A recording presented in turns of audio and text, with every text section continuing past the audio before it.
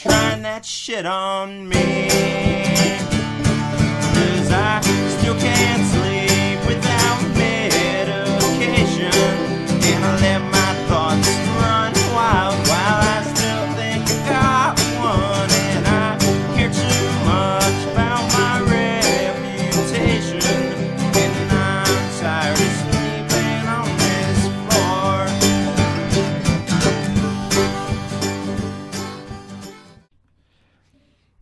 Hey everyone, Anthony with Interviews with Everyday People here. That was intro music by Churches and Trains, so if you guys are interested, go check them out. All the links below, as well as everything we're going to be talking about. I have Jeremiah on the phone. I'll let him do his little intro and what he's kind of on here talking about, and then we're just going to rant and we're going to rave for a while. It's going to be a good time. So go ahead, Jeremiah. Give everyone a little introduction of who you are, where you're from, and what we're going to be talking about today. Sure. Yeah, we're going to rant and rave. It's going to be fun. Looking forward to this. So, yeah, my name is Jeremiah Isley. I am what am I? I'm a podcast producer. I do a little bit of everything. I do a lot of live sound. Hopefully, I'll be doing that this summer. I do live theater. I don't know. I guess we'll probably get into all this, but I've done a lot of things in my life, most of which I'm proud of. And yeah, I live in Talmadge, Ohio, known as the Circle City, and little town right outside of Akron. You know, you might have heard of that because of that LeBron James guy. But Ooh, not yeah, yeah, we can talk about that later. Kobe Bryant in high school played not too far from us in Pennsylvania, so yeah. Oh, right on. Yeah, right on. Hey, mad respect for that guy, you know. And I loved LeBron twice, and he left me twice. So There's that. I grew up a Jordan fan, but I think the reason I give LeBron James too much shit is because his generation, I mean, listen, if I was a Jordan fan back in the day, I probably annoyed everyone because I talked how much I love Jordan. Right. So I get it. Right. Like, you know what I mean? I definitely see that. I see how bad it could have been, but yeah. So you said you do like live sound, so you do like you're like a sound engineer for the most part, right? Yeah, so actually I started doing audio work back in like 98, 99. I went to a tech school here in Ohio and came out of that, just, you know, ran headfirst into the industry, worked for about 3.5 years at a big multi-track recording studio here in Ohio. Oh, shit. And did that for a while, and then sort of transitioned over into live work because there's just more money. not a thriving recording industry. I mean, I guess it's ebbed and flowed over the years, but it depends on what level really, of the tier you're on. Because if you're the artist, you're not making money. If you're the guy producing it, you're not making money unless you own your own studio. So it's going somewhere, just not going to the places probably it should be. Who's doing the work, right? Exactly. So. Did that for a while, and then ended up, you know, podcasting was just kind of like the natural next step. Like, I've been doing all this live sound. I did recording for a long time, and podcasting's like the thing to do. So, you know, couple that with a theater background, and here I am. Now, when you doing podcasts and coming from an actual degree and working with sound, and you have some schmuck like me who just buys a board and I make a podcast, is it like, when you listen to, you're like, man, like if they just did this, do you always like secretly kind of critique like shows? Oh, I judge people. No. Well, I guess it's a part of my brain that's hard to turn off. Yeah, right? 100%, because you have more of an understanding of it. It's like if a musician listens to another musician play, they're like, man, if they would just do this instead of this. Yeah, exactly. Right. And it's not like a furrow my brow and shake my finger like, no, 100%. What are you doing? Yeah. Like, those are the things I notice. Like, I go to a show and I notice the mix. I go to, you know, whatever it is, I listen to movies and I'm like, that was a weird sound design choice. You know, it's just, that's part of my brain. That's kind of how it works. So yeah, not in a judgmental way. It's just one of those things like, man, I could help out with that, or I would have probably done that differently, or Well, if you go back and listen to any of mine, I'm all about positive. I'm all about feedback. So if I suck somewhere, tell me how I could fix it. yeah, sure. I try to do the same thing too. Like in my area, I'm kind of one of the first people to really start the podcast thing. I mean, there's people who've been doing it like before me a little bit, but I guess I'm the most active, you can say. And then other people are Sure. like, hey man, I want to start a podcast too. And they're like, what can I do? And I'm like, well, how much money are you looking to spend, and how are you looking to do it? If you want to be just doing it from your phone, that's fine, but it's not going to sound as good as if you did this or that. So like, I always say, like, what is your budget? Right. What are you trying to spend? And then I try to point them in the right direction with equipment and stuff. But when it comes to like setting up a board, no idea. The board I just bought, the reason I bought it is it's so much simpler than my other one. My other one was a Yamaha board, and it was just like, Okay. it was everything like the everything was just not, you had to do it yourself. And the Zoom is kind of designed for idiots like me, where just like, okay, it processes your voice and goes, oh, here's what we have to do to kind of make up the mix from here to there. So it definitely helps me out having this idiot-proof board. Yeah, and that's part of the cool thing about the time that we live in is there is a lot of pretty affordable tech. Yeah. To do this, like everybody's got a story, everybody's got something that they feel like they want to say, and podcasting is a really inexpensive way to make that happen. So, and it's cool because there's so many just niche subjects and genres out there that people are really, really passionate about, and now there's content for them to consume, Absolutely. Whereas before it was just kind of this mainstream, like everybody's going to like this because we say so. Yep. And it's not the case anymore. So it's really cool. Yeah, you can. I always tell people you can literally be into anything, and you could be into the weirdest thing, and somebody has a podcast about it. It's out there. It's 100% out there.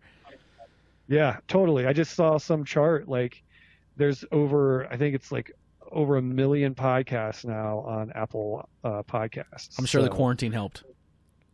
Yeah, right. I'm sure there's a big spike. They're like, oh, let's start a podcast. Now, who was the first podcast that you listened to that you're like, man, I want to, I'm inspired, I want to do this? Oh, this is a great question.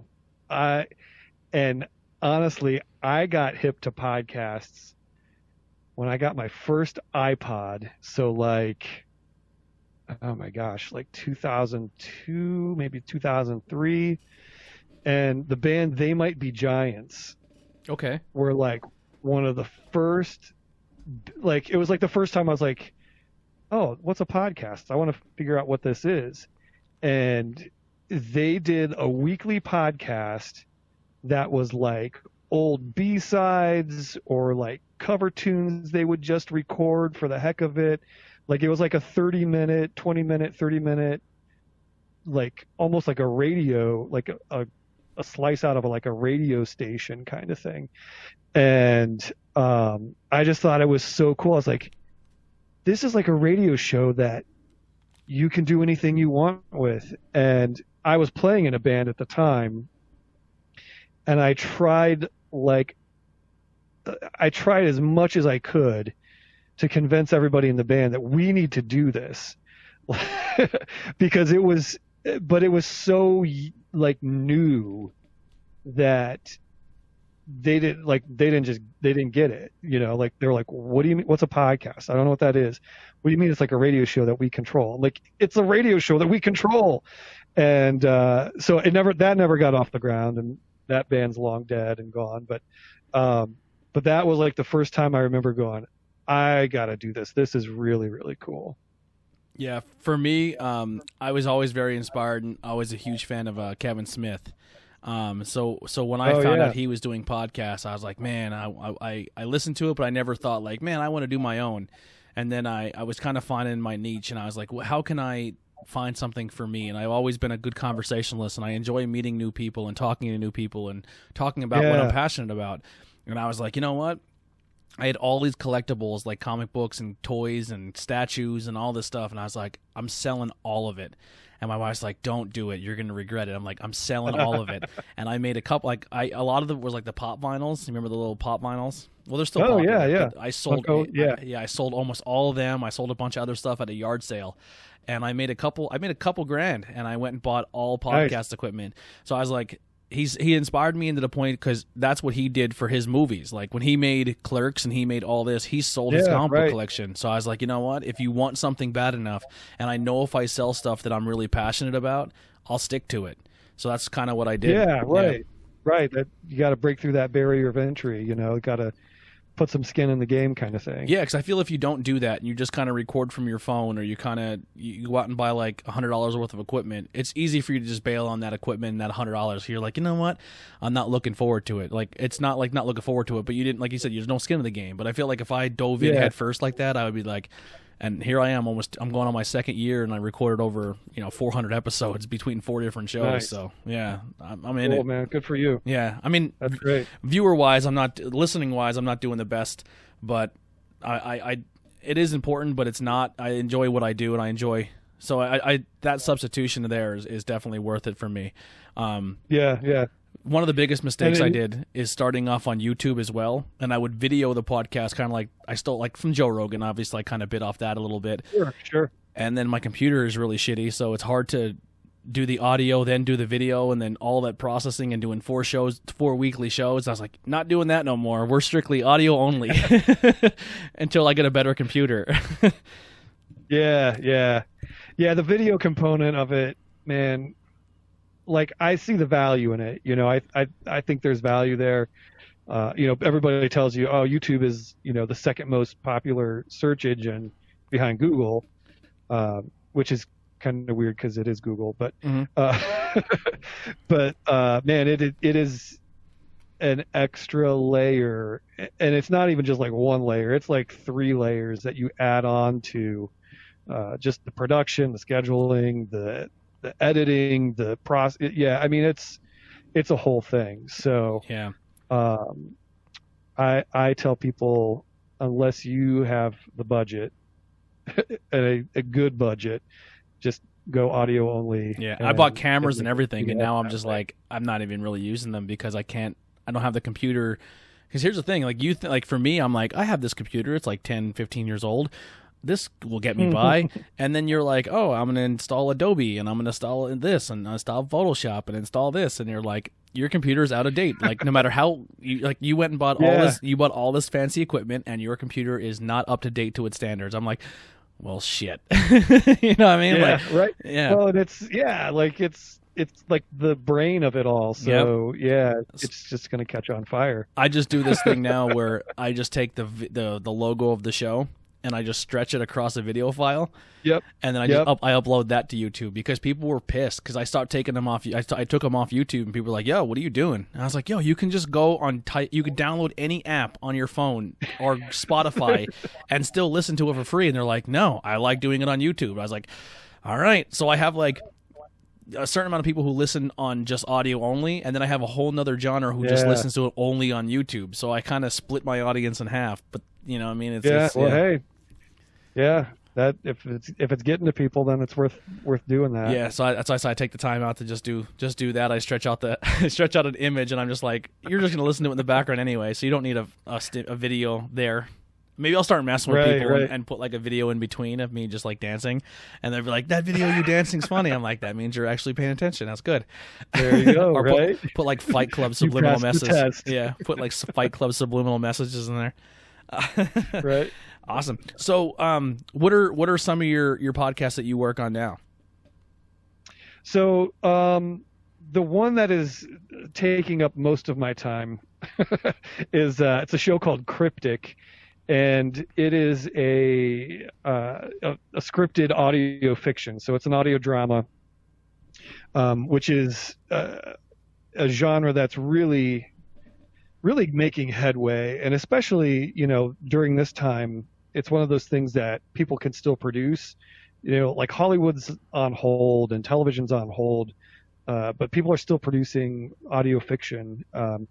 And it's because you can have actors record remotely and then bring in their files and put them into the world that you're creating. So So it's pretty cool. We're actually just about to start season 2 production on that, and it's crazy. I'm from Ohio, and it takes place in Ohio, and Ohio's known for like being sort of like this sort of bland Midwestern state. It's pretty safe, whatever. But it's also known for like tons of Bigfoot sightings, and we share Mothman with West Virginia, and the Lake Erie Monster, and the Loveland Frog. Like, there's all these crazy, crazy legends here. So the characters of our show run, within the show, they run this radio show that deals with this stuff, but they also go out and investigate things, and it turns out like all these legends are true. And so there's like family dynamic because it's a brother-sister team.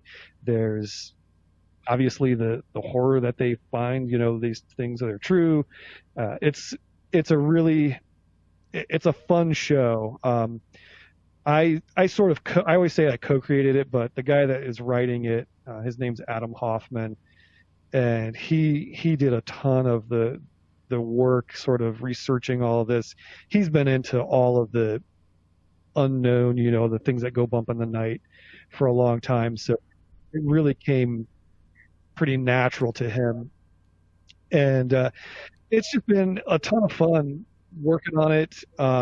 We've got a cast of like 15 actors that have been in it and since season 1. And a bunch of original music from local and regional musicians. We've got a local radio legend that does our opening narration every episode. That's awesome. So it's just been really, really cool. Just all these cool pieces, from the writing to the acting to the music, everything kind of coming to me, and then I get to put it all together and do the sound design and edit. And it's been a ton of fun. It's been really, really cool. Yeah, from what I'm looking at here is it's about, I mean, it says it's 10 episodes, but there's some half episodes in there. But for the most part, you're looking no longer than 25, 30 minutes per episode. Some are even shorter than that, 15 minutes. So they're not long listens. You can definitely finish a season that. Like he's saying, you're hearing original music from local bands, which I love. That's how I do all my intro music. I could go on YouTube and find royalty-free music, or I can find a local band and help them get their name out, because every time someone listens to a show, they can hear music, someone they never heard of, So I like that thing. Right. And it's all voice acted, so it's not just someone narrating. It's actually it's being acted out, which I think is kind of cool. Yeah, it was really cool. I got to do the sort of a new hat for me to wear was being the director of the show too. So, most shows that I produce that are podcasts, it's like this, we're talking, it's an interview style, it's whatever. But this was working with actors and directing them and giving them character background and motivation and all the things that go into getting an acting performance out of an actor. And that was cool. And I look back and I listen back to stuff, and I'm like, oh man, I could have gotten a better take out of them for that, or the learning process that it is. We had a Zoom meeting with the cast for season 2, and we did a table read where we just read through all the episodes, and just the step that I noticed, I was able to go really coax more of a performance out of some of the actors during that. I was like, oh, okay, I did learn something. Yeah. But yeah, it's great. It's the cool thing about it too is with all these people that are working in it, there's so many people that have been a part of my life in some way, whether it's a show that we worked on or a longtime friend that I know who's an actor or a musician, or so it's just this really cool sort of collection of really awesome, talented people that also happen to be like a part of my life in one way or another over the years. So it's been a really amazing, for me, just a rewarding project to work on. Yeah, I'm looking at now. So you can actually go over to crypticpodcast.com. You can listen to every episode there or on any music or podcast platform. You can become a Patreon member and help them fund the show a little bit, or you can even do like a Kickstarter where you can kickstart season 2. So definitely go over to check that out at crypticpodcast.com. Yeah, I'm pumped. I think this is gonna be tonight. This is gonna be my thing tonight. I'm gonna crack a beer, I'm gonna play some Call of Duty, and I'm gonna listen to Cryptic. Awesome. Yeah. Check it out. Like you said, most of the episodes actually come in right around like the 15-minute mark. Mm-hmm. We've got those half episodes in between some of the shows. Some behind the scenes stuff where you kind of meet the cast or stuff like that. It's actually they're actually story pieces. So most of the half episodes sort of like lead into the next episode.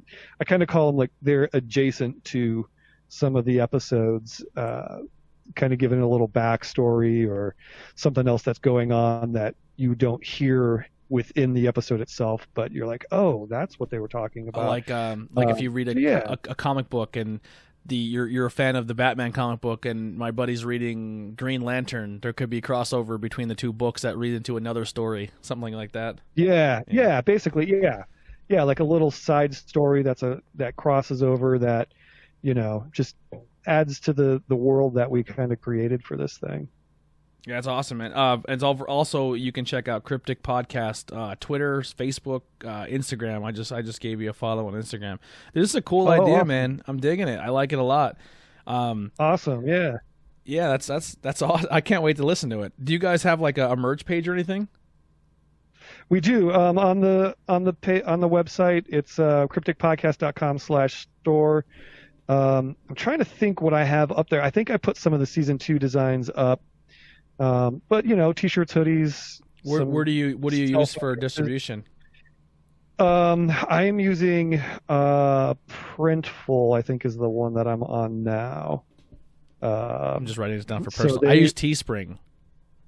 You ever used Teespring's really cool. I've heard of them. I haven't used them. But yeah, I'm using, I believe it's called Printful. Yeah, it's Printful. Yeah, you got some pretty cool stuff here. Like book bags and stuff, but when you click on the merchandise, it really doesn't take you to the stuff. Yeah, it does. It's if it's working right, which may be a good thing you're looking at it. Yeah. But you buy it, like the cart and everything is on my website. Mm-hmm. Is on the Cryptic Podcast website. Yeah, and then if you click on a T-shirt, it takes you to the Cyber Monday contest, and it doesn't take you to the actual to buy the T-shirt. Just kind of give you a heads up. Oh, really? Yep.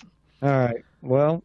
There you go. See that? I got a job to do after we get done here. By the time this airs, it will be fixed. Yeah, 100%.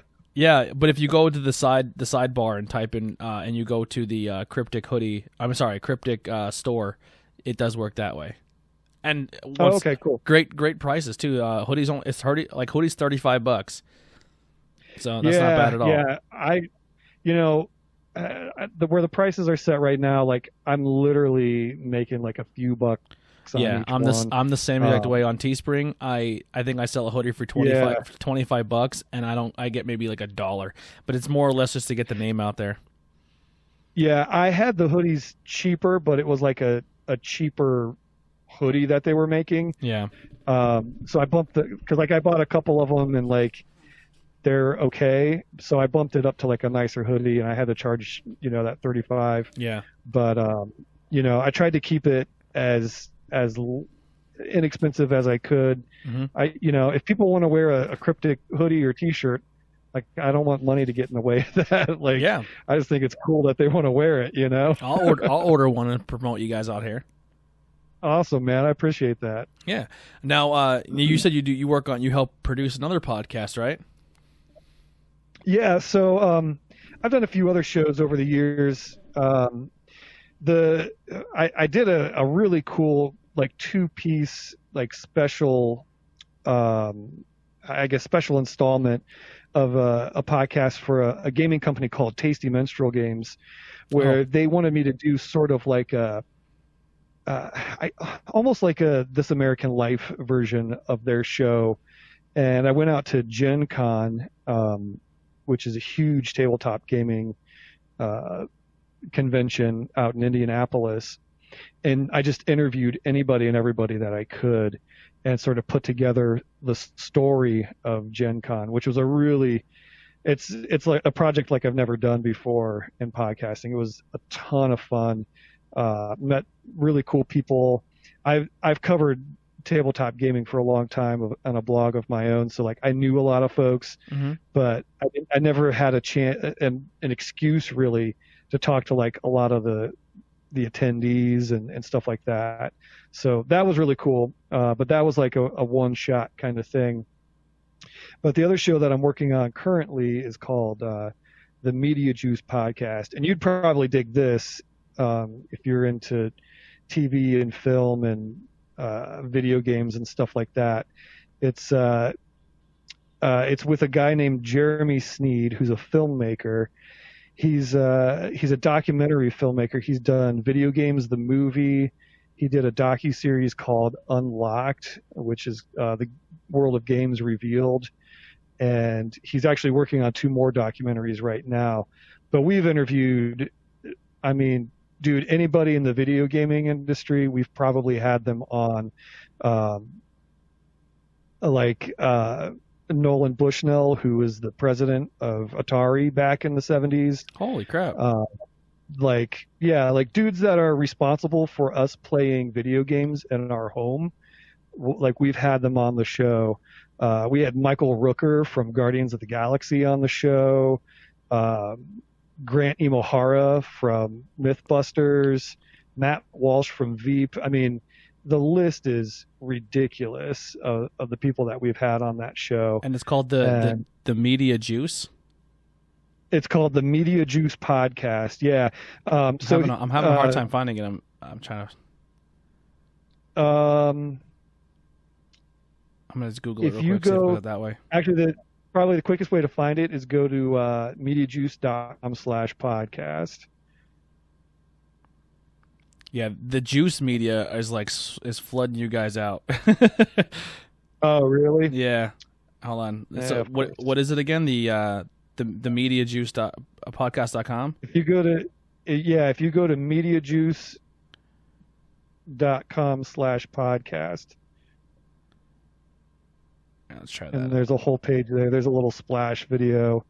I mean, okay, I got it here.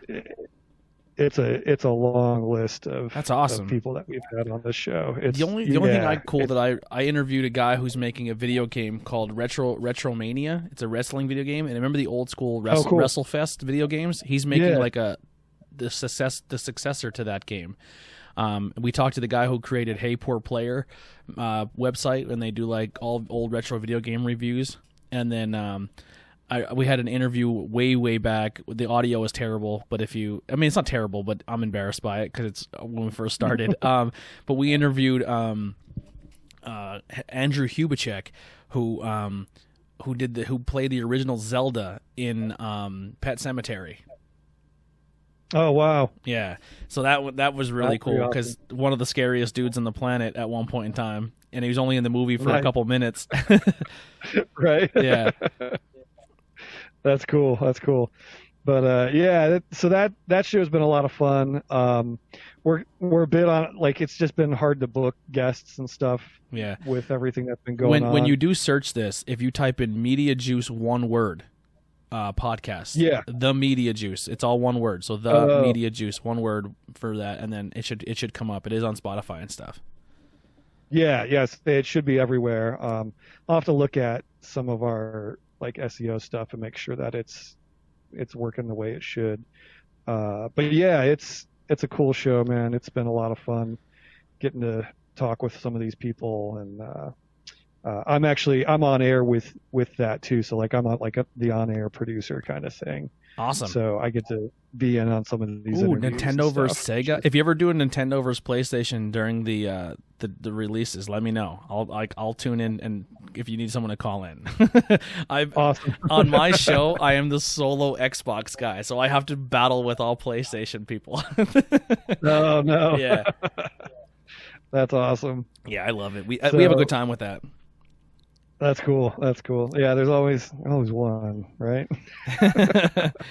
Yeah, but but I'm the guy who, when I debate them, I'm like, well, do you own an Xbox? I'm like, no. I'm like, well, I own both systems, so I feel like and I'm being unbiased. Like, I'm telling you which one I think is better and which reasons. Like, I think PlayStation does really well in certain things, but I also think the media helps PlayStation in others. Like, they put a game out and they get 10 out of 10 stars, and I play it. I'm like, not that great of a game, but also I'm the type of gamer, I like to game with people.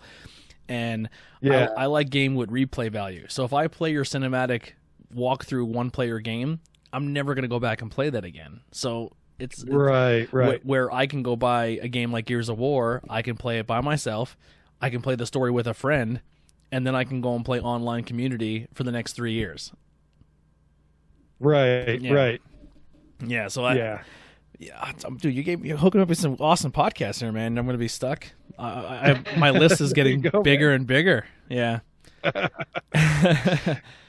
that's awesome, man. Because you know, we all have lots of time now, so there you go. Yeah, there's so many, and it's like most of my podcast is just video game, beer talk, or just nerdy stuff. And then I have a few on my list that I haven't listened to, but like ones that are like about myths and legends is one I didn't get a chance to check out, or like something scary. But now that I have this one, I'm gonna definitely check that out because I'm into that supernatural, and I may not believe it, but I'm into it. I love it, like a ghost story or a monster story. Right. I'm all about it. I love it. Yeah, that's cool. That's cool. Now, when you guys do this, have you ever gone to like certain locations and done like try to see if you could find anything or go look for it?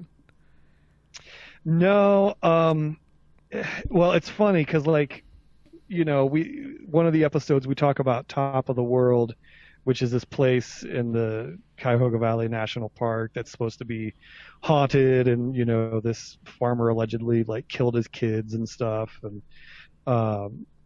and like I've never been there, but the actor, one of the actor who she plays the lead, one of the co-lead, she had been there like as a teenager, you know, like her friends drove or whatever, and she has this funny story about like she did not get out of the car. Like, they all went like looked around and stuff, and she stayed in the car.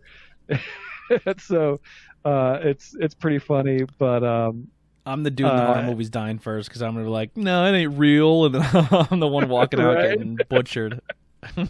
Right. But yeah, like Adam, the guy that wrote the series, he's trying to go to like all these places because like he's totally into it, you know. He's like, Yeah. now I have an excuse. It's like a tax write-off or you know, like whatever. He's trying to like work that in there so he can like have this excuse to go see all these things. And We have a lot of visit all these spooky places. ghost stuff in Pennsylvania. If you guys ever want to come up this way, I can take you to some. That's actually one of my future episodes. Is we have a ghost story that's like literally 15, 20 minutes from me, and it's called the Gordon Mountain Oh, Ghost. really? And supposedly this woman was beaten, killed, and lit on fire, so they couldn't identify her body because at the time they just couldn't do it. And supposedly her ghost Right. haunts this mountain. So we're gonna go up with the Zoom, and we're just gonna go sit on like a rock or something in the middle of woods and just do like the history of. Because I want to do a podcast in a in like a haunted location and just see what we get. Like Right, or like a right. haunted house or something. I just maybe not film it, but just kind of sit in a like because my next goal, my new thing is I like to sometimes do podcasts in other venues. Like we have a theater here called the Majestic Theater, and I was the first podcast to ever set up in the theater and do a podcast with the cast of the play that was coming up, and I thought that was cool. Like, Oh, that's and we cool. set up we Yeah. set up on the stage, and I'm looking out. Like this one, we still did video, so you can watch the video, and it's like looking out at the stadium, like at the seats and stuff. I was like, this is awesome. Yeah, Yeah, that's cool. so that's like That's my new cool. bucket list is just trying to podcast in different locations, like in cool locations. Right, yeah. That's awesome. We my family and I have this funny like inside joke about a hotel, and I believe we were still in Pennsylvania. We were I don't know, we're just weird. So my mom is actually a really talented seamstress, and she had this client that was in New York City, and ordered like these custom costumes for a Halloween party. Long story, but they didn't want to overnight the costumes. They wanted my mom to bring them like in person because they didn't want to get lost or whatever. So like on a Friday, my mom calls me. She's like, "Hey, we're going to New York City for the weekend. Can you watch the dog? Whatever." I was like, "Well, can we go too?" so, so like my boys get out of school, and I call my wife, and she's at work, and I'm like, "Hey, do you want to go to New York?" And so we pick up the kids from school, and we drive to New York, and we go, and we don't even know like where we're staying, and we find some hotel like on Kayak or Priceline or whatever, and the first place that the GPS took us was like in the middle of the woods. Like we were up this dirt road, and we stopped in the middle of these trees, and it said that we had arrived. We're like, no. And then we go to this hotel, and there's literally nobody there.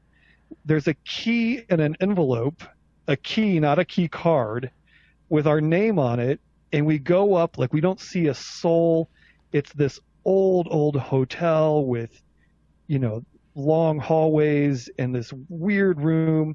And like we literally never talked to anybody that worked for the hotel. We left the key on the counter when we left in the morning, and then we went away. We always say like that hotel doesn't exist. It's just it appeared in the mist. We slept there, and then it disappeared when we left.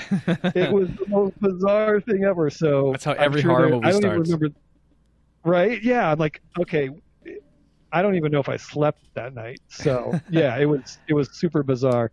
And then we went to New York City that day. So, so that's about as haunted as a story as I have to share in real life. Now, when how you say you do a lot of like local venues and music, and you're waiting for this to kind of all end so you can get back to work and doing that kind of stuff. What are some bands that you actually have done sound for and stuff like that? Oh, I've done some pretty cool gigs. Way back, one of actually the first musicians that I worked with, sort of as a local, was Yo-Yo Ma, who, world famous cello player, did like Lord of the Rings soundtrack, Crouching Tiger, Hidden Dragon soundtrack, amazing talent. So I always like to tell this story. We spent the day rehearsing with him, and everything's set, sound check's good. He's super nice guy, like nicest guy you'd ever want to meet. And his stage manager comes up to me like half hour before the show was supposed to go up, and she goes, "Would you do me a favor? Would you carry his cello out and place it next to his chair where he's going to be sitting? It makes me nervous." And I was like, fine, whatever, I carry instruments all day, every day. It's no big deal. So I carry it out and I put it down, no sweat. And one of the other guys that was working the show comes up afterwards. He's like, that's not like his cello. It's like on loan from like some duke in Europe somewhere. It's like a Stradivarius that's worth like multiple millions of dollars. Like, why did you let some schlub like me touch that? Right? I'm like, I'm really glad you didn't tell me that beforehand, because I probably would have like tripped and fallen on it and crushed it, and I'd be in some dungeon in Europe somewhere. Oh my God. So yeah, Yo-Yo Ma, that was a really cool experience. I've mixed monitors for like BB King, Soul Asylum, Richard Marx. Somebody was just asking me all this stuff the other day. I'm trying to remember who else. Do you have like a list of everyone you've worked with? I should. I used to have it on like my resume, but like a lot of like old funk bands have come through some of the venues that I work. like Cameo and Casey and the Sunshine Band and George Clinton and the Parliament Funk. So a lot of those type of guys, the Daz Band, if you remember those guys. Gosh, trying to think who else would be John Waite and Richard Marx. Yeah, I've probably forgotten a lot too. I've done a lot of tribute bands too. So like I've done like fake Bon Jovi and fake Journey and fake Bruce Springsteen. There's a band from our area, not band, but like my one guy does guitar tech for them. Get the Lead Out, the Led Zeppelin tribute band. Yeah. Yeah. There's one around here called Zoso that I've done like every year for like the past like 4 or 5 years. I've seen enough of that. Yeah, I have a few buddies that are in bands, and one of them is doing really well for themselves. They tour all over the place. They're actually doing a show with Hailstorm in Ohio, of all places, because it's just funny that they're both PA bands, and Ohio somehow got the bill. But their band's name is Crowbot. Oh, cool. Yeah, so they do really cool stuff. Nice. They were on tour with just recently before this everything shut down. They were on tour with Steel Panther, which that band cracks me up. That band, like they're just so funny to me. I don't know. I'm also very awesome. Immature, so fart and pee jokes are right up my alley. But yeah, so they do a lot of really fun stuff, but but they have a whole list of every time they play. Like he has a whole list of every single band he's ever like open for, and then he also does he does sound too. So when he's not in the band, he's actually doing sound and stuff, kind of like setting up the mixers and stuff. So he has a whole list of everyone he's ever worked with, which is kind of neat. It's like, oh man, you've seen this band? He's like, yeah, it was awesome. But yeah. Now I used to do a lot of stagehand work for the local stagehand union, and so like I've worked shows like at big like arenas and stuff like that. So like anybody from Backstreet Boys to Aerosmith and that's my dream band that I want to see so bad. Aerosmith? Yeah, I want to see Aerosmith really bad.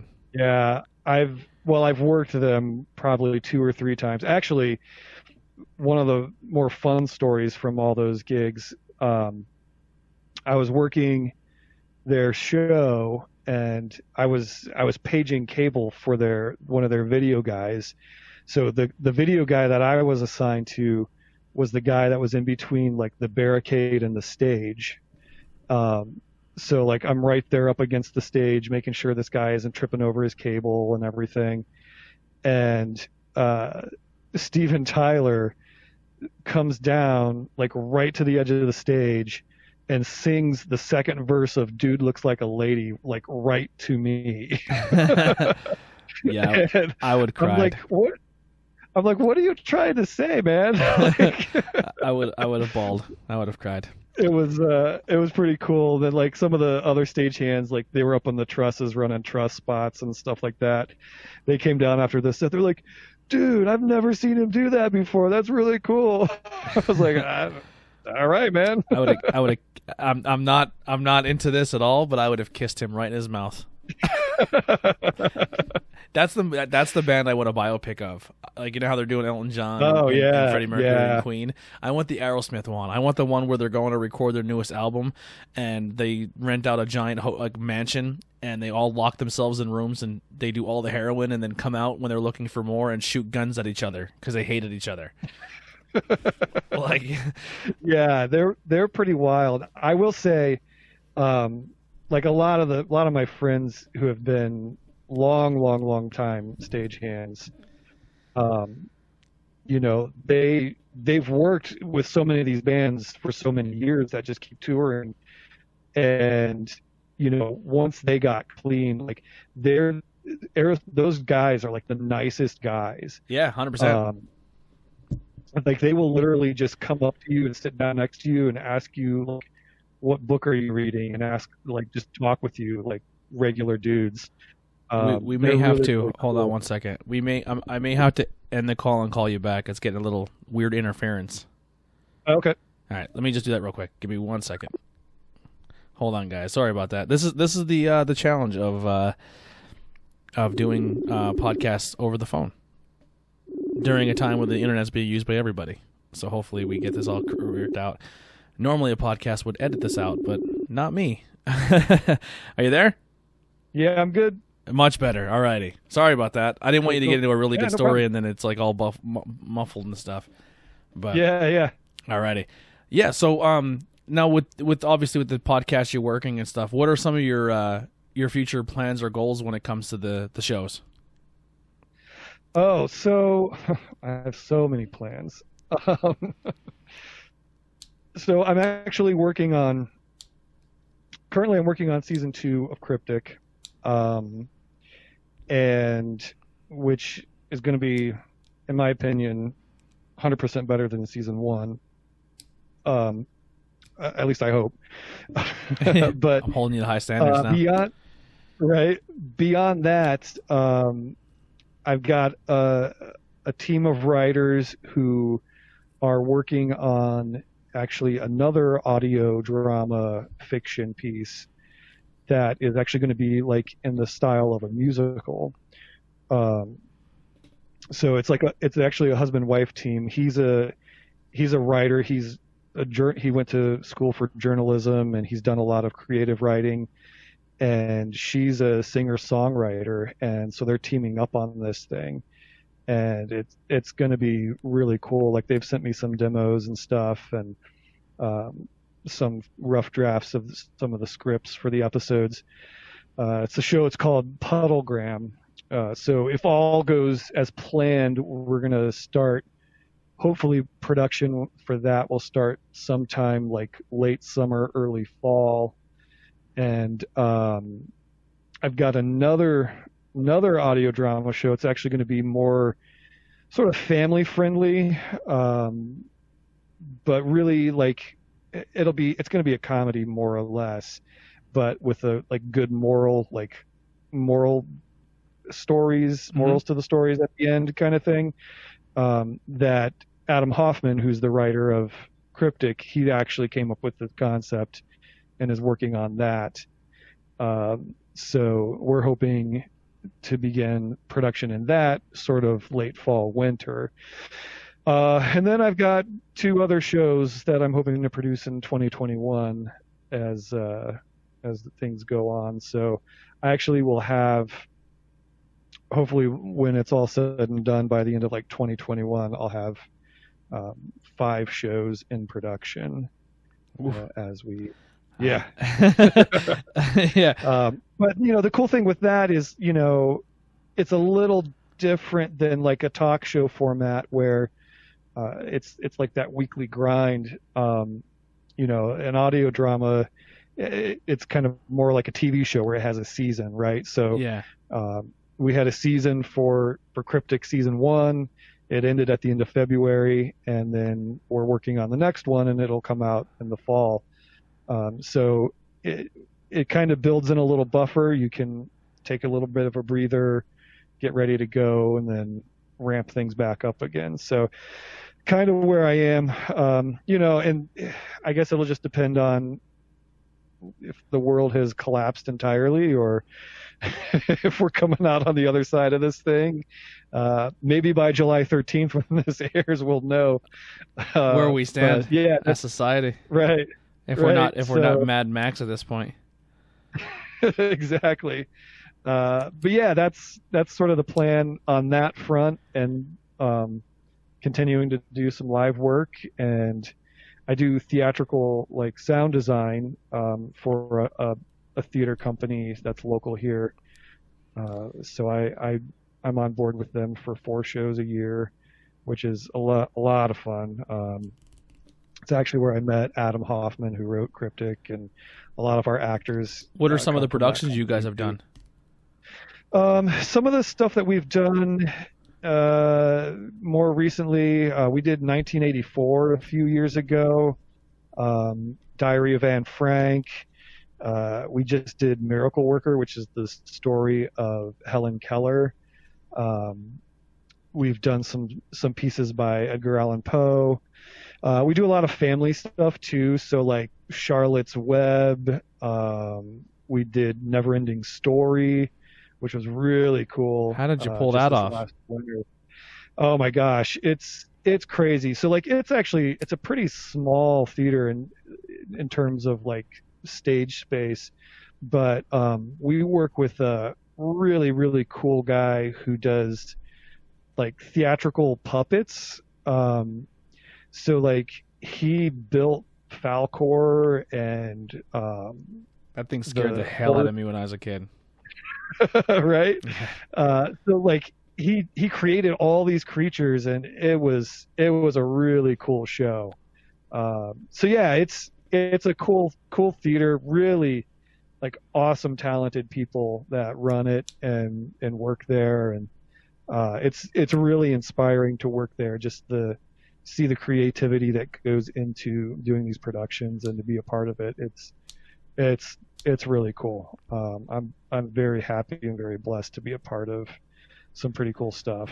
Yeah, local theater is something I've just recently started getting into because it's just something I didn't think I'd be into. I still have a hard time with musicals, but I like the play that I did for the podcast where I promoted it was they did Clue, which I thought was awesome. I love the movie Clue, so they did a really good job. And then I didn't get to see it, but my buddy, he helped do a production because he's really into theater and acting and stuff, and they did Little Shop of Horrors, and he got to play Audrey. Nice. Yeah, and they had like, I guess, commissioned this giant puppet that he pretty much controlled, and they sent it back when they were done. But I didn't get a chance to see it, but I really wish I would have. And then the one when we interviewed Andrew from Pet Sematary, we went to go see his first time I ever seen his production. I don't know the name of the play, but all I know, it's a really long title, and it's something about the curious events of a boy and a dog that was murdered or something like that. It's a super long title, but it's about a kid with autism. Yes, I know what you're talking about, and I can't remember the whole thing either.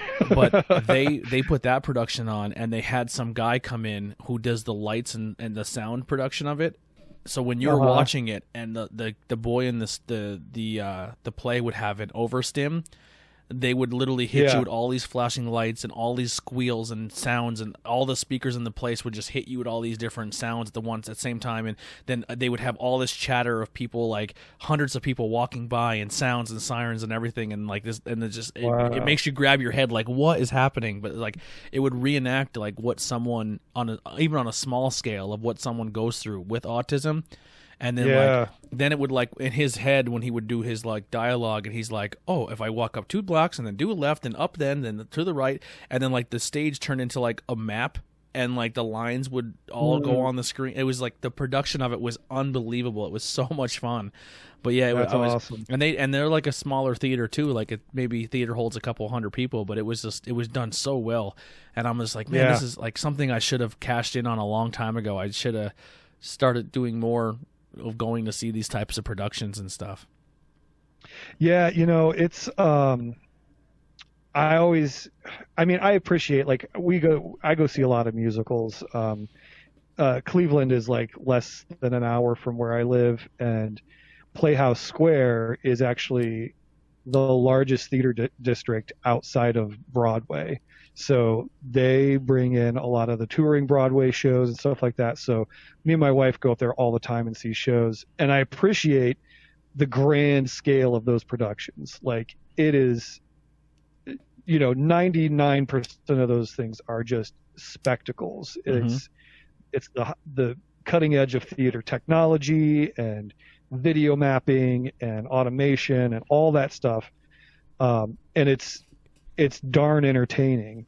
But when you get into a small theater and they only have so much space to work with, there's only so much budget.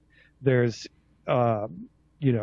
probably not the biggest cast that they would like to have, or whatever it is. And you see them just put on a killer production. Yeah. There's just something really, really special about that. Yeah. And I love it. It's so cool. My favorite musical that I can watch on repeat if need be is Rocky Horror Picture Show. That's my favorite. And Little Shop of Horrors I like, but Rocky Horror Picture Show is my favorite. Yeah. Little Shop of Horrors is pretty good. I actually, man, if you ever get a chance, it's a newer show. It's called Come From Away. Come From Away? Yeah. It's so like most people say, oh, it's a musical. It's going to be like 3 hours and really long and all this. It's a 90-minute show with no intermission. And it's about a little town in Nova Scotia Newfoundland, where they directed all these planes right after 9/11. And this little town had thousands of people fly into their airport and like live in their town for this long period of time while they were trying to figure out what to do with them and how to get these planes back, because all the planes had to be grounded. Yeah. And it's powerful, it's funny, it's one of the best shows that I've ever seen. And it's one of those shows where it's not like a grand scale production. Like the entire set is just tables and chairs. Oh, nice. And it's 12 people and they just put on a hat and they're a different character. It's so good. It's crazy. Yeah, that's what I had to get over my first production. I was like, wait a second. Who's this person playing now? Like, it was like when your first time, you're like, wait a second, and you have to like, all right, I have to suspend disbelief here.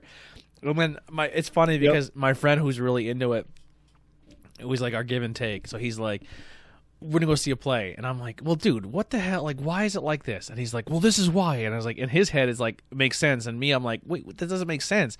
And then I was like, all right, listen, I'll go see a play with you, but you have to go to a wrestling show. Because I'm into pro wrestling. And he's like, that is the stupidest thing. I'm not going to watch grown men, I'm like, do theater. And he goes, what? I said, go into it thinking you're seeing action theater. It's the same thing. Like, they are literally telling a story. And he went and watched it. It really is. And he left. He's like, I totally get, like, I'm not a wrestling fan, but I totally get the appreciation for it. Like, he goes, if they're really good in the ring, they can sell their injury. And he's like, it was really good. He's like, I enjoyed it. Yeah. I was like, yes. It really is. It's its own form of theatrics, you know? Yep, 100%. I actually worked, what was it? I think it was SmackDown came through Cleveland, and I got called up there to go help work that show. And I was going to lunch. You know, they called us for lunch, and I'm walking by, and there's this dude, like, you know, obviously he was a wrestler, he's just a huge guy. Yeah, they're massive. Right? He's on his cell phone, and he turns around, and it's Ric Flair. Oh. And I just walk by, he like waves, I'm like, hey, how's it going? I would have. Like, remember what I said about Steven Tyler? That's another man I would kiss right in his mouth. It would have taken everything. Now, I'm usually a pretty cool, calm, collect guy. Like, I don't geek out over celebrities. Like, I see somebody, and I'm like, in my head, I kind of have a mental breakdown. But and then I'm like, what's up, man? And I just walk away. And I'm like, you should have asked her. I'm like, no, I'm not asking for photos or pictures. But if I were to see Ric Flair in public, it would take every part of my being not to woo at him. You know what I mean? Like, just to hear him do it in my presence, I'd have been like, I'm sold. Like, I'm done for life. Like, God can take me now. I heard Ric Flair woo in my presence. Like, I'm done. It's over. Right. You know what I mean? Like, it would have. He'd have been like, "Come on, man. Really, you're wooing at me? I'm on the phone with my wife." Like, I'm like, "Please, just do it one time. I'll leave you. I'll jump off this building." Birthday. I'm on the phone with my kid. Yeah. I'm like, "Is Charlotte? And Charlotte's on the phone?" Because I know his whole family. And I'm like, "Get out of here, weirdo." You're weirding me out now. Get out of here. Yeah, get out of here, creep. You put me in a sleeper hold. Put me in a sleeper hold. Yeah. Slap the figure 4 on me right now. Break my leg. Oh, that's awesome. Yeah, I get into that stuff, man. My wife, we watched it with me, and she's like, "Stop it. Just stop it." And I'm like, "Leave me alone." It's one of my only things of childhood I hang on to. I don't watch Ninja Turtles no more, but I still watch pro wrestling. Right? Yeah, I remember being in wrestling, but man, it was a long time ago, and I don't even know why I stopped watching it because like anytime I watched it, I was like, yeah, this is so cool, and then like just one day we didn't. You know, I don't know. What stopped me But, was mixed martial arts. I started watching mixed martial arts, and then I was like, this is awesome, and I watched it for like 10 years, and then I had friends who were like wrestling fans, and I had friends who were mixed martial arts fans, and all the wrestling fans enjoyed the mixed martial arts, but all the mixed martial arts fans hated the wrestling. And I'm like, why do you hate it? And they're like, it's so fake and so scripted, and these guys are so corny. And then I'm like, do you realize every single mixed martial arts guy is all cutting promos like they're wrestlers? Like they're selling you fights, and you're buying into it. Yeah. I was like, the only difference between this and that is when they get in the cage, they legit punch each other.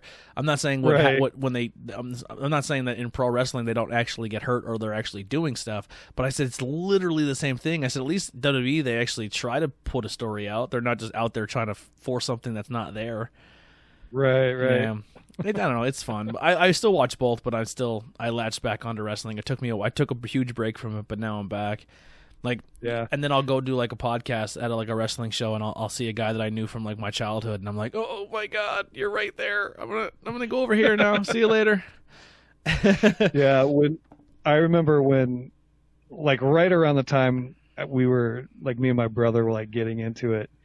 My dad for a while worked at like the local Radio Shack, and there was a guy that would come in there, and he was one of the referees for like professional wrestling, and he would tell my dad like every time, he's like, oh my gosh, you should be a wrestler. I could totally get you into this. You have the look, you have the build, you're all this and that. Like I could totally, like this could be your name. Like he was like 100% serious that my dad could have been a professional wrestler. And like we heard this like after the fact, like a year or two later, and my brother and I like I'll never forgive almost you, Dad. lost our mind. We're like, what? Why would you say no? Are you kidding me?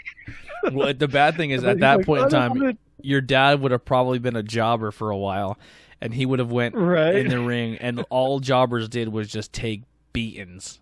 Bad beatings. Like I knew my uncle worked with a guy. Yeah, my uncle worked with a guy who was a jobber, and he did a show with the Samoans, the Wild Samoans, and Jimmy Snuka, and he walked out, and they're like, "All right, here's what you're gonna do. You're gonna get beat up, and then Jimmy is gonna smash a pineapple over your head." And he's like, "Okay." And in his brain, it didn't hit him that it's not a gimmicked pineapple; it's a legit pineapple, and they don't break easy. No, and they're sharp. They're real sharp. So he took a pineapple to the forehead and cut him like it was. He was like, it was like I got hit in the head with a rock wrapped in barbed wire. He's like, I bled like a pig. And guess what? Pineapple never even opened. And Jimmy Snuka hit him in the head with it, and he was not a small man. No. He already has one body under his belt. He almost had two that night. He almost had two. Wow. He killed one person with blunt force trauma to the skull. That would have been two. Wow. Yeah. That's crazy. Yeah, it's and then he took the tape to my uncle, and then my uncle was all proud that he was like, my nephew is gonna love this, and he showed me this tape, and I'm like 7 years old, like, why would your friend agree to this? He's an idiot. Like and then I don't know. It was just like he's just like, I thought you'd be proud. I'm like, I'm proud of him, but he's stupid. That was not a good move. He should have taken a chair. He should have 100% taken a chair. Right. But yeah. The chairs, they bend, they clang, they're loud, they're not as I said pineapple. I was like, that messed him up so bad. He's like bleeding all over the place on the video. Yeah, it was out of control. But so I don't want to keep you super late because behind the scenes here, we're breaking kayfabe as wrestling terms. It is a little later at night, and I appreciate you starting so late with me and recording this. Is there anything else you want to get out there, plug, talk about before we let you go? Oh man, I mean, I could talk for hours, but no, I think we've covered the big things that are sort of in the wheelhouse right now, sort of in the pipeline. Cryptic season 2, we're looking at a fall release, so like late October, mid to late October for that. So I do have one more quick binge question away about that. now.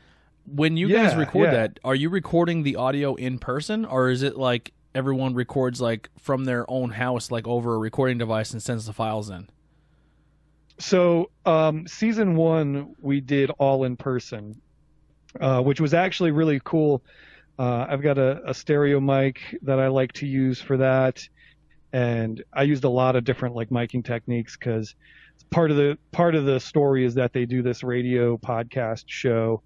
So like I would do like a podcast rig setup and record that part, and then when they're out from behind the mic, so to speak, we've got the stereo field that we record in, and so that's how we did season 1. Season 2, just because of how things are right now, we are going to do the recording remotely. Okay. So everybody, most everybody has a mic of some sort that's halfway decent that they'll be recording their stuff on. I'll be connecting, depending on the roles and the parts. Some of them will be like doing Zoom calls and stuff like that, where we can all sort of see each other and I can direct them, and the interaction is important, the chemistry of that. And then other roles, they'll just record their stuff and send it to me, and then if I need retakes, I'll ask them for that. So awesome. Yeah, it's a lot more work for me on the back end, just instead of recording everything in one go kind of thing. Yeah. But I'd rather do it this way than not at all. So that's where I am. Yeah. Well, listen, this is my show is not a one type thing. Like, it's not you come on once and it's over. Like, if you have anything else you ever going on, or you just want to, talk or do anything like that, man, let me know. I'm always down for collaborations, because hopefully, our people can hear about Cryptic and Media Juice, and then vice versa. We can kind of help each other get some exposure. And like I said, you're only a state away. If you're ever coming up this way and you want to come see, like you said, you're in amusement parks and stuff, let me know if you're in our neck of the woods, and vice versa, and we'll maybe meet in person one day. Right on, man. Awesome. I'd love it. Well, thank you so much. Just real quick, send me all the links to everything. I have some of them with Crypt TV and Mute, but just send them to me, so this way when I do post it, I can put everything below, so I can send people right where they need to go. 100%. Awesome, man. Well, thank you so much, Jeremiah, and I really look forward to another time sitting down talking to you. And for everyone else out there listening, make sure you go check out the Cryptic and Media Juice, the Media Juice podcast, and that's going to do it for our podcast with interviews with everyday people. We'll see you guys next time.